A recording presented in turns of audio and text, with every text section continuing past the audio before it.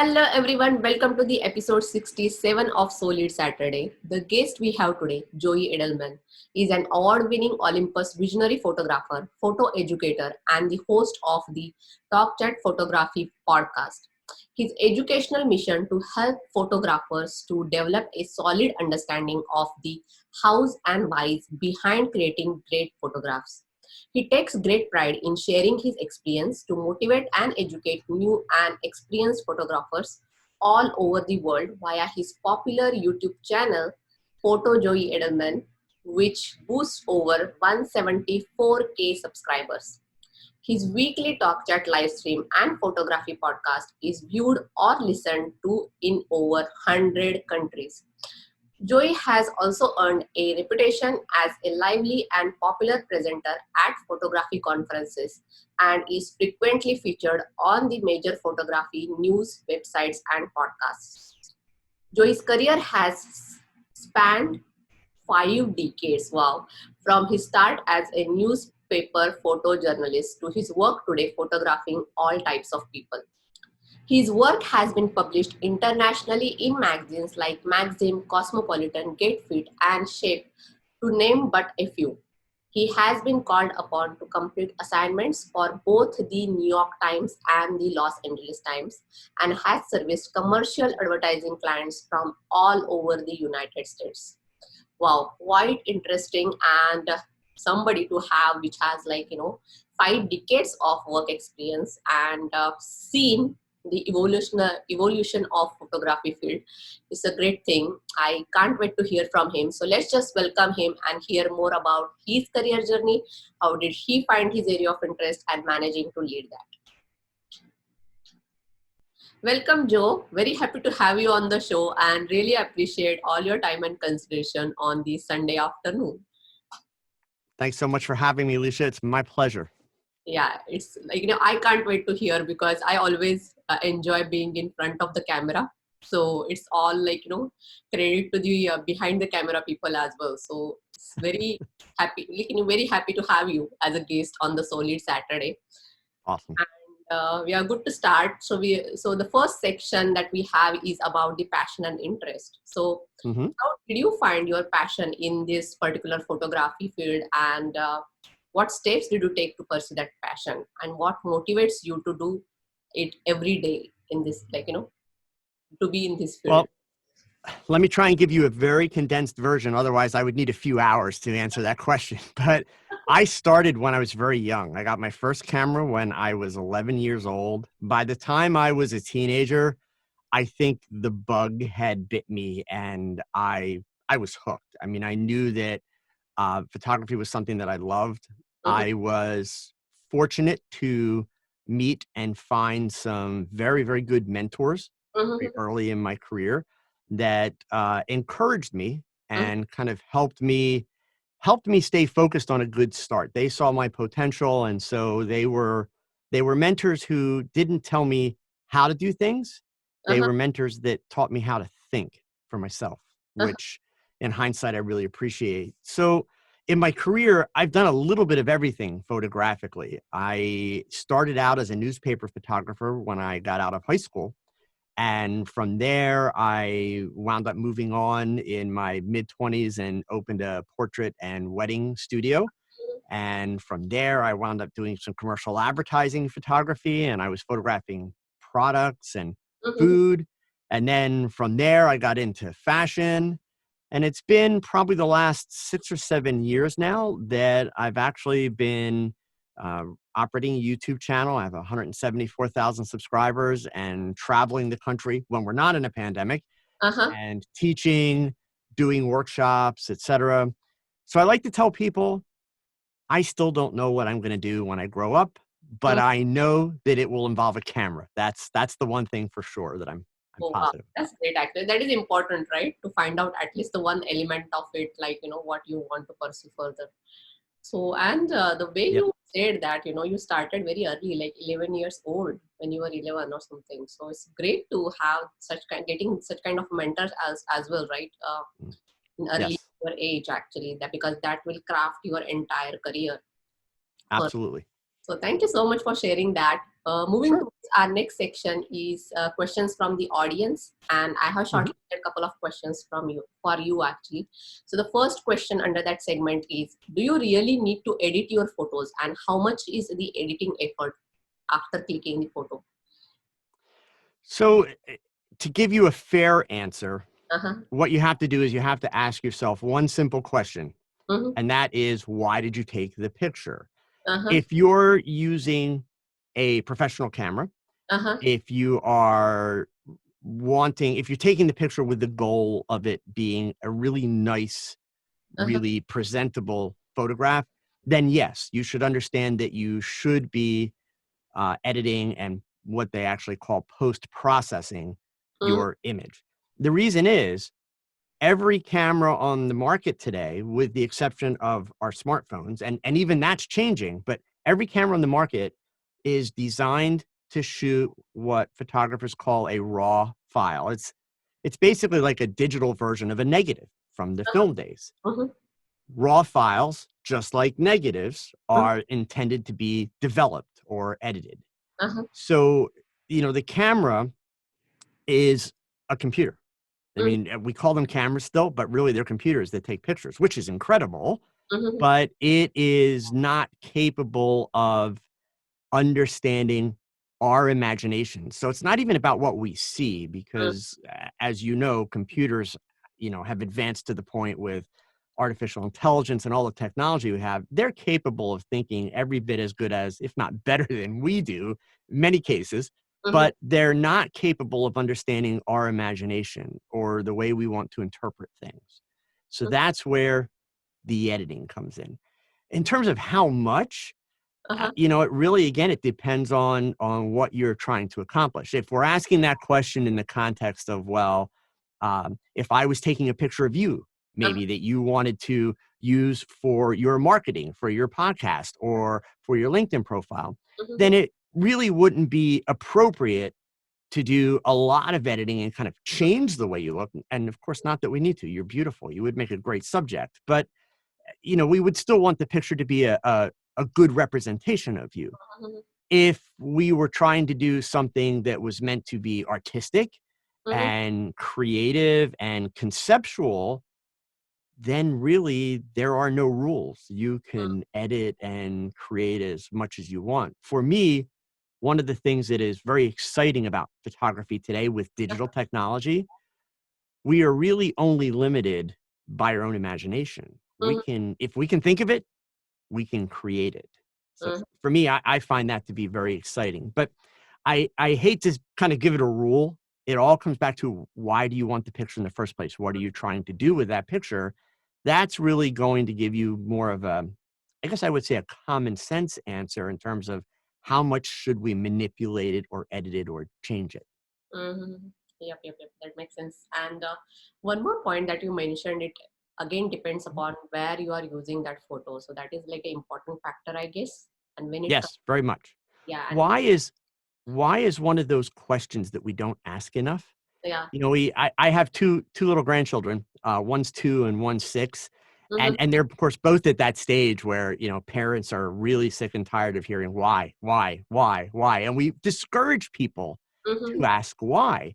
But more often than not, I find that simply asking why, not in a defiant way and not to be annoying, but to have an understanding behind a direction or a rule or a guideline or a task. If we understand the why, it becomes a lot easier to make decisions about how to do it and do it the Mm-hmm. best way. Yep, yep, yep. Thank you so much for sharing. And next Sure. question under that segment is: what gear do I need to achieve great photos, and how do I know when it is okay to go into the business? Oh, okay, this is really very particular question, I guess. Ah, okay. Really So try. we're kind of Yeah. at two ends of the spectrum there. So um, I would I would actually point out one thing, and then I can give you a more specific answer to both questions. If you go into business as a photographer, in all the years that I have worked professionally as a photographer in many different areas of Mhm. photography, I have never had a client ask me what kind of camera that I use Uh-huh. before they hired me. Maybe they were there when I was shooting and they made just conversationally, but it has never been part of the criteria of did I get the job. They looked at my body of work and my expertise, and there is essentially a kind of a trust that's built in. Whatever gear he is using, he's able to get the job done and he delivers the job. So Uh-huh. that being said, I think one of the mistakes that young and new photographers make is they think they have to have the biggest, most expensive gear that's available. They oftentimes go terribly into debt, and then they have this horrible realization that they still can't make any money because they've got all the gear, but they don't have the knowledge. They haven't built the skill sets to Uh-huh. be able to create images. So it's not the camera that makes the picture, right? Um, so in terms of what do you need to take great photos, Uh-huh. again, it's going to come back to the why. What are you doing with the photo? Uh-huh. I'll go back to the phones, Apple iPhones, Google Pixels, the new Samsung phones. They are capable of taking incredible images. Now, I say capable. Notice I didn't say the camera takes great pictures. They're Uh-huh. capable in the sense that these companies have built these incredible tools. So if a person takes the time to understand how the tool really works, Uh-huh. in most cases, you would probably not use the app that is built into the camera for taking pictures, but you might want to use a slightly more advanced app. Uh-huh. But with those criteria, you can do amazing things Yeah. with, a phone. So Uh-huh. I think the right way to look at gear for the person that asked that question, think of it as a tool. It's Yeah. no different than, a carpenter has tools that they build with. And frequently, if you were to go through a carpenter's toolbox, Uh-huh. especially if they've been in the business for, say, 5 or 10 years, you will find a lot of tools that look ancient, Uh-huh. that are worn out. They don't look like they're even the most modern version, and they're probably not the most modern version of that tool, but yet that carpenter uses those tools extremely effectively every single day Uh-huh. for their craft. So at the end of the day, it's not going to be the gear, it's going to be the person and the practice and the skill set that they develop from that. Uh-huh. So you can do, I always like to tell people, this sounds kind of mean, but it's being honest. You can't buy a bad camera today. There are no bad cameras. I don't care what brand. Unfortunately, there are a lot of bad photographers. Uh-huh. Yes. And the reason there are bad photographers is that those are the people that unfortunately are not willing to put in the time and the effort and the practice. Mm-hmm. Yep, yep, yep. That makes sense actually. And thank you so much for sharing and hope that Sure. person can manage to get those skills and practice it more to get into the business side as well. So Yep. thank you so much. And moving towards our next section is a fun segment where I'm going to give you three words which are moreover associated with your profile, and you have to Okay. see what comes to your mind immediately. So are you ready? Okay. Go for it. It can be like a abstract content, like a one word replacement, or it can be a short definition also. Okay. So the first word is photography. This is your passion. Photography for me is life. It is my ticket to the world. Uh-huh. Then second word is vision, because you are Vision. yeah, in this field like such a long time actually. I tend to associate vision with creativity, Mm-hmm. the way that I see things or the way that I choose to Mm-hmm. see things. Okay. And the third word is business. Business. Mm-hmm. Business is the necessary evil in my world. Wow. Business is what allows me to do Mm-hmm. what I do. A mistake that a lot of photographers make is they become, just passionate about photography. And then they decide they're going to start a business without really taking the time to learn how to operate a business. And Mm-hmm. as a result, they fail. They think that starting a business as a photographer means that every day you're running around with a camera and you're getting paid. And actually, it's the other way around. Uh-huh. If you run your business successfully, you will get paid to go and pick up your camera. That's actually how it works. So I call it the necessary evil Yeah, that's a really very great one actually, and it is irrespective of whichever business you are in. So Yep. thank you so much for Sure. sharing, and it was very quick, and you were great at that. So thank you so much. Moving towards our next segment is about exploring your career, work, and volunteering. And I Mhm. was so much confused, frankly speaking, because I don't have the photography experience. But looking into your career journey and having in that area, like almost being in the like 47 years in this field, how do you look into the evolution of the photography, and what were your challenges in initial days? How did you overcome those and established yourself as a successful photographer and educator today? Wow. So I mean, I think there are a couple things that apply almost honestly to anything that you would ever want to do. Mm-hmm. One of the first challenges that I faced as a teenager when I became really passionate about photography is I didn't have just endless amounts of money to be able to buy the gear that I wanted. I Mm-hmm. started out with used camera gear as I was expanding my system. But more importantly, I learned how to get the job done with the gear that I had. And that's one of the first lessons for anybody interested in photography. And I would argue in any kind of business, Uh-huh. all good photographs are the result of problem solving. All successful businesses are businesses that have overcome problems.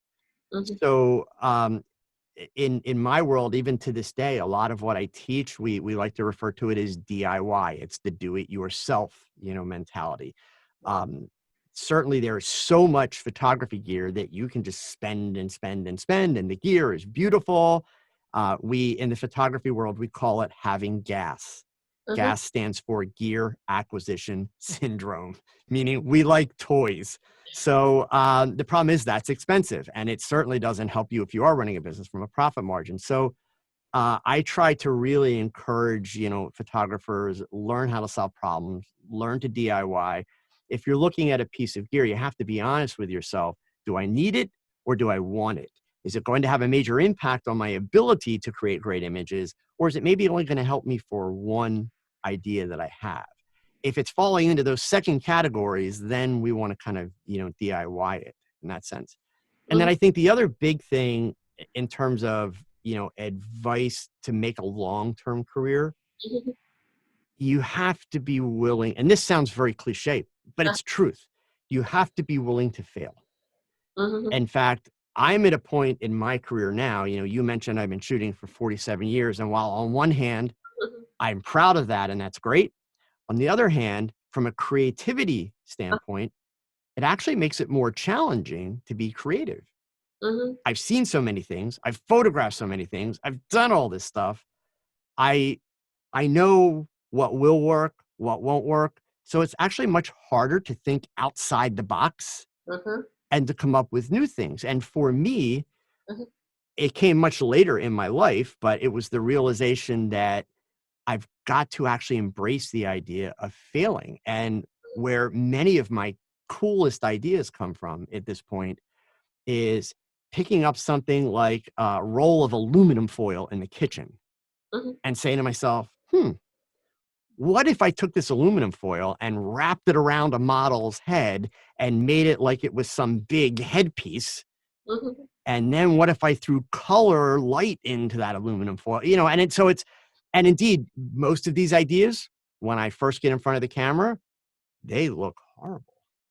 Right? So it's a kind of this very loose idea with something that nobody would ever really consider doing because it's not really that logical. mhm, But the challenge then is solve that problem. mhm, What is a way that I can take this aluminum? Because the problem with aluminum foil, it's very reflective. And mhm, it looks like aluminum foil. So you don't really want it to look like you wrapped aluminum foil around the model. mhm, So the challenges are find ways to make it look interesting and create interesting shapes and things like that. So um, I embrace failure pretty much every step of the way. And even with, COVID, I had a very busy calendar lined up last year.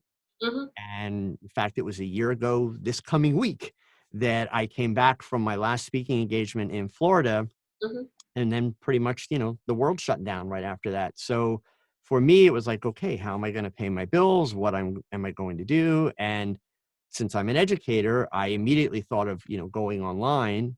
Mhm. But even with that, I looked at it from the standpoint of every webinar I've ever attended was horrible.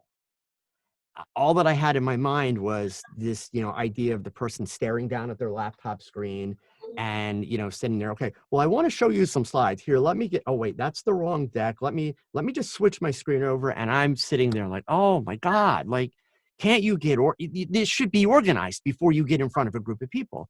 So I decided I wanted to find a way to make my presentations as much like being live and in person as possible. Uh-huh. Of course, doing it over a webinar platform or doing it over Zoom. So I spent the first 3 weeks of the lockdown, Mhm. not only researching ways to deliver it between webinar platforms and Zoom, but also working through new software, putting together a dedicated space to be able to do it so that I could do my presentations. Mhm. I scripted my presentations so they're on a teleprompter so that I can present them Mhm. and make them really, really engaging.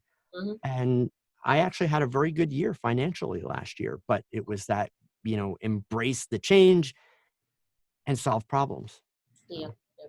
Because you are such a you have completely seen the evolution of the photography region. I feel because you oh, started absolutely. early and you are there almost like a 5 decades. So it's like a great Yes. to have somebody who has that I've vast experience on in the The photography. experience definitely helps. I mean, I've seen a lot of the evolution, and I like to consider myself one of the youngest older photographers. Uh-huh. I'm unlike a lot of people in my generation, I don't look backwards and think, oh, I missed that. It was so great. I look backwards and I think I'm so grateful I had that experience. Uh-huh. But I love the new technology. I love the fact that cameras do so much work because that frees me up to be more creative and to think about other things. I'm excited about what technology they're going to give us tomorrow or a Uh-huh. year from now. I think it's wonderful. And I enjoy the learning challenge. I Uh-huh. mean, I've kind of always had this mentality that the day that I'm not interested in learning anymore is Uh-huh. the day that I should walk away from it because that means I'm going to become irrelevant very quickly. And it also probably says that I'm bored with it at that point. Wow, this is great actually. That the important point that Thank you you. mentioned here, that if you are not learning anything, definitely you have to find out what is going wrong in that particular Sure. career journey. So thank you so much. And just to summarize in next segment, what is the typical, any tips or advice would you like to give to the students or the professionals who are looking to get into this area or grow into this area and looking this as their long-term career option? You already mentioned actually in the earlier segment, but just to summarize, what would you like to say at one point? Well, I think if we're speaking just in terms of being a photographer, Uh-huh. um, number one is understand your why. Why did you pick up a camera in the first place? Uh-huh. And the reason why that is actually so important, and I keep going back to it, I sometimes joke that professional photographers are not very smart. Mm-hmm. And what I mean, and I raise my hand when I say that, but what I mean by that is I've never met a photographer anywhere ever that purchased their very first camera with the idea of making money. They purchased that camera because they were interested in taking pictures. Mm-hmm. Mm-hmm. And then the bug caught them and they, the passion kind of dug in. And then at some point they got this crazy idea. Wow, well, what if I could make money with this thing? Right. And Uh-huh. the problem is when you do that, the rules change because now it's not about you, it's about your client. Right. So, I think that a mistake photographers do make is when they make that transition to say, hey, I want to make money, Mm-hmm. instead of remembering what it is they like about photography and what they like to photograph, they'll look around and say, well, you know what? It looks like those wedding photographers, they're making the most money. So I think I'll go shoot weddings. Problem is, up until that point, they may have been shooting landscapes. Uh-huh. They go and they start shooting weddings, and they're never really passionate Uh, about shooting weddings. They're not really enjoying the process. And as a result, their work suffers. It feels more like work. uh-huh. And so they ultimately wind up, failing. Mm-hmm. Um, so if you remember the why, you stick with your passion. What I look at, I'm not the greatest photographer in the world, and I never will be, but I consider myself blessed. And my successes for 47 years, I've been able to pay my bills with a camera. So I don't feel like I've ever really kind of had a job, so to speak. I work like crazy, but it's passion. It's what I enjoy. Uh-huh. So I would encourage anybody, if you are grounded in that, yeah, you're going to have your bad days. Yeah, you're going to have your good days. But most of the days you get up in the morning and you can't wait to get going because you're doing things that you enjoy. You're doing things that motivate you. It just Mhm. makes it so much easier. Yeah, yeah. Thank you so much. And this is a You're lot very more welcome. to learn These from. were great questions. Thank you. Yeah. So this is a lot more to learn actually, and very specific points that you highlighted, like, how you look into the money aspect, how would you like to look into your success aspect. Those are important points along the career journey, because definitely you have to earn money at the end, because you Yep. can't just, follow your passion, which is not giving you any returns. So Yep. thank you so much. And we are moving towards the closure of this episode, and we have the last section, which is about the leadership. So the way you're Mhm. talking, you're definitely and truly leading your area of interest. So what is your leadership style, and any specific leader that you always follow or admire, and why? Gosh. So I was kind of a reluctant leader, shall we say. It was probably 8 years ago now. I had a fellow photographer reach out to me and say, "Hey, I'm putting together a weekend kind of event for photographers, and I'm bringing in some various photographers, and you have to come and do a program about beauty photography." Mm-hmm, And literally my thought was, why me? Like, who's going to want to listen to me? mm-hmm, Um, and so he would not take no for an answer. He insisted, you have to go. And so I went and did this. I did 2 presentations that weekend. mm-hmm, I felt horribly uncomfortable. I felt very awkward doing them, but I got great feedback. And so that kind of piqued my interest. And this was also a time where YouTube was becoming a thing, and so I thought, well, let's go dabble in this YouTube thing and see what happens. So I made a couple of videos. They're horrible, but I made them. And, compared to kind of my presentation style now, they were very formal, mm-hmm. just they were horrible. But they got a great response because the information was good and it kind of came from the right place. And so that piqued my interest a little bit more. And full disclosure, I am married to a college professor. She's a cognitive psychologist. Uh-huh. So, I've learned a lot about learning and teaching through her. But, at that point, I started to kind of be a little bit more open minded to it. Mm-hmm, And really, the big thing was just diving in, which I did. Once I kind of got past those first couple of videos, I said, you know what? Let's just go for this and see what it's all about. So I started to kind of put out some feelers for some of the big photography events to be a mm-hmm. speaker. I started making more YouTube videos. And again, I'm an eternal learner. So Wow. each step of the way, I would look at it from the standpoint of what can I improve? What can I do better? What's going to make it better? I'm a big believer in research what you're doing, especially the things that you don't know specifically, but Mm-hmm, I'm not a believer in waiting until you've done all the research and waiting until you have all the knowledge and waiting until you think you know what you're doing. mm-hmm, Because the fact of the matter is, as humans, and this is some of what my wife teaches me from her research, mm-hmm, as humans, we are experiential learners. So we can read every book on the subject. We can watch every video on the subject, and we can actually overlearn the subject to the mm-hmm, point that we can't do it. So I find it much more valuable. Try it mm-hmm, and then come back and look at what went well, look at what didn't go well, and those things that didn't go well, now I can go research those things to see what are some ideas to make those things better. As opposed to, and I am a perfectionist. I want to be really clear, folks. I'm a perfectionist, but I learned very young, you have to manage that mm-hmm, because number one, you're never going to achieve perfection. You're just not. So it's not that you give up on it. I think being a perfectionist is a great value set, mm-hmm, but you can't let that become a detriment where it makes you afraid to try. mm-hmm, So I use it kind of as a motivator. I always want to do good work. I always want to be seen as somebody that's really giving it 1,000%. But I know I'm going to get it wrong sometimes, and I still do. I mean, still to this day, I am sponsored by the camera company, Olympus. So when we're not in a pandemic, I will go to trade shows for them and get up on a stage in front of 300 or 400 people. And I purposely structure my presentation so that I'm doing things that are not going to work the first time. In other words, I'm going to create a problem on stage in front of these 400 people, but then we're going to work through it and solve the problem because I want them to see, number one, nobody's that perfect, right? That, you know, every time you press the button, oh, it's this amazing picture. So I get on stage and I show them that, look, even photographers that know what they're doing, if you've got this really good idea, you've got a problem to solve. So let's solve it together. And the biggest thing for me to kind of get to the point where people are going to follow you and you're going to have influence, and I think this applies in any industry, you one have to have the experience. There are a lot of people today. We have kind of this whole coaching industry that exists. There are some excellent coaches, and then there are people that have paid several $1,000s or more for, you know, a 6-week program, and now they're a coach. Where I come from, that doesn't make a person an expert.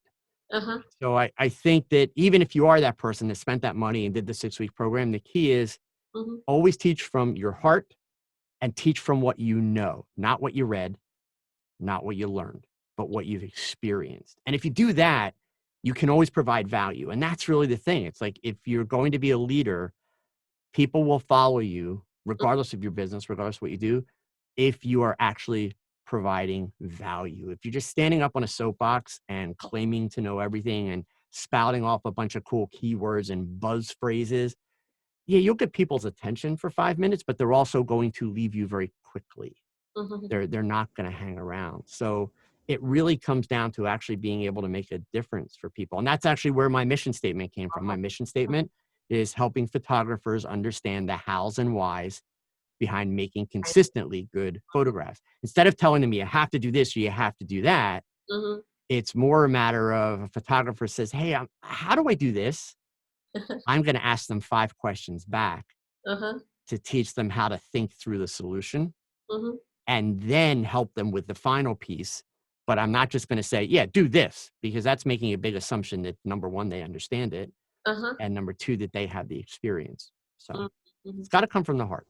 Yes. Thank you so much. And Really? you gave like a lot of keywords actually for the youngsters to understand, you know, how you can look into the things. My pleasure. I'm really happy to have you and somebody that is, you are like a first person on the photography section actually. So really happy to have you and get somebody Thank you so much. who has a vast and diverse experience in the photography. So really appreciate all your time, and hope once the episode is out, you will enjoy it as well. So thank you. It has been my pleasure. Thanks so much for having me. Yeah, thank you. Stay safe. Bye for now. Bye now. Before we close, I'm going to read a quote for this particular episode, which is from Vince Lombardi. Perfection is not attainable, but if we chase perfection, we can catch excellence. Wow, that is a great one. And on that quote, we are closing this episode. See you guys in the next episode. Until we meet, happy leading. Let's lead together. Stay safe. Bye for now.